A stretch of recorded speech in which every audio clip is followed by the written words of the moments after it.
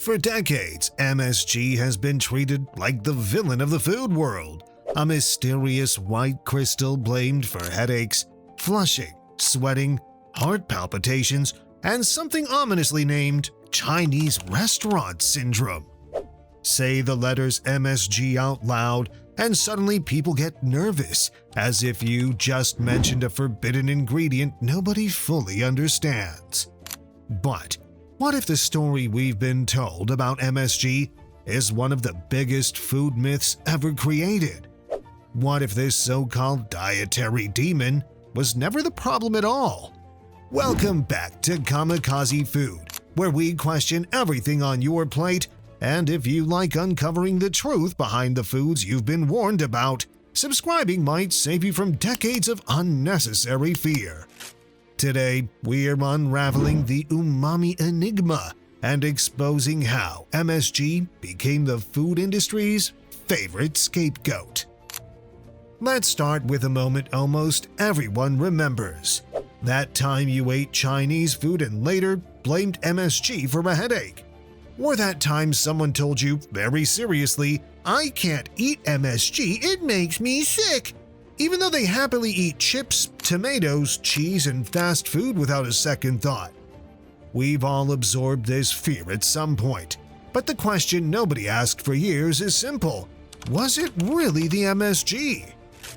MSG stands for monosodium glutamate, and the scary part of that name is mostly the science. Glutamate is an amino acid. Amino acids are the building blocks of protein, and glutamate happens to be naturally present in foods you eat every single day. Tomatoes are packed with it. Cheese is full of it. Mushrooms, seaweed, soy sauce, anchovies, and even breast milk contain glutamates. Yes, breast milk. If MSG were truly toxic, humans would have had a problem long before Chinese takeout entered the picture. MSG was first isolated in 1908 by a Japanese scientist named Kikune Ikeda. He wasn't trying to invent a shortcut for lazy cooking. He was trying to understand why foods like kombu seaweed tasted so deeply savory and satisfying. What he discovered was umami, the fifth basic taste, alongside sweet, salty, sour, and bitter. MSG was simply a purified form of that taste. In other words, MSG didn't invent flavor, it identified it. So, how did something so natural become public enemy number one? That story starts in 1968 with a single letter published in a medical journal. A doctor wrote about experiencing symptoms after eating Chinese food and casually suggested MSG might be responsible.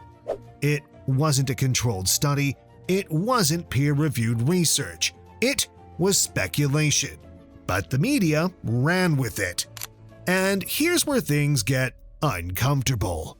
The panic around MSG didn't just target an ingredient, it targeted a cuisine.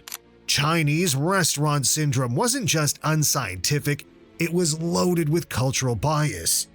Western restaurants used MSG, processed food companies used MSG, but only Chinese food was singled out as dangerous. The narrative stuck and fear spread faster than facts. Over the years, scientists tried to test the claim. Double-blind, placebo-controlled studies were conducted. Participants were given MSG without knowing it, and others were given placebos. The result? The majority of people could not reliably tell the difference. Symptoms appeared just as often in the placebo group. When MSG was consumed in normal amounts with food, it consistently failed to produce the feared effects. Major health organizations around the world took notice. The FDA classified MSG as generally recognized as safe. The World Health Organization found no consistent evidence of harm.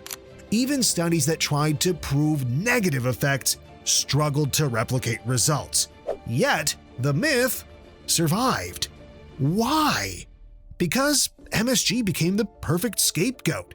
Feeling bad after eating? Blame MSG. Ate too much salty food? MSG. Dehydrated? MSG. Restaurant used cheap oil, oversized portions, or excessive sodium? Still MSG. It was easier to blame one invisible ingredient than to admit the problem might be portion size, salt levels, alcohol, or simply eating too much too fast. Here's the twist most people don't expect. MSG actually allows food manufacturers and chefs to use less salt. Umami enhances flavor perception, meaning you don't need to overload food with sodium to make it taste good. In theory, MSG could help reduce overall salt intake, but because of its reputation, many companies replaced it with ingredients that do the same thing under different names: yeast extract, hydrolyzed vegetable protein, natural flavors. The irony is almost painful. People proudly buy products labeled no MSG while consuming ingredients that break down into the exact same glutamates inside the body. The label makes them feel safer, even though nothing meaningful has changed. And then there's the emotional side of it. MSG fear was passed down like a warning story. Parents told kids, friends warned friends. It became part of food folklore. Once fear takes hold, evidence struggles to catch up. Even today, some people swear they can feel MSG instantly despite failing blind taste tests again and again. That doesn't mean people are lying. The brain is powerful. Expectation shapes experience. If you believe something will make you sick, your body can absolutely respond. That doesn't make MSG the cause, it makes perception the trigger. And let's be honest about something else. Not all restaurant food is created equal. Cheap oils, reused fryers, high sodium, alcohol, dehydration, and overeating can absolutely cause headaches and discomfort. MSG just happened to be nearby when the blame was assigned. So, what is MSG really? It's a seasoning, a flavor amplifier, a shortcut to umami that humans have been consuming naturally since the beginning of time. It doesn't create flavor out of nothing, it highlights what's already there. In many cultures, MSG was never feared, it was celebrated. In Japan, it was a culinary breakthrough. In Southeast Asia, it's a pantry staple. In Western countries, it became a symbol of artificiality and distrust, despite being chemically identical to glutamates found in whole foods. And now, slowly, quietly, MSG is getting its redemption arc. Chefs are admitting they use it.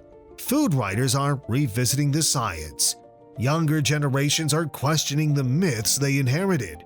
MSG is no longer whispered about. It's being openly discussed, not as a miracle ingredient and not as a villain, but as what it always was: misunderstood.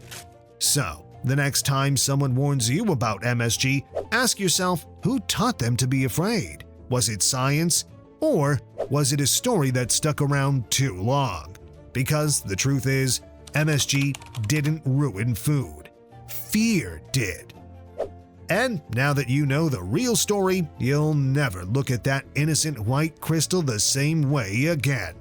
Let us know in the comments, are you Team MSG or are you still skeptical? And what ingredient should Kamikaze Food put on trial next?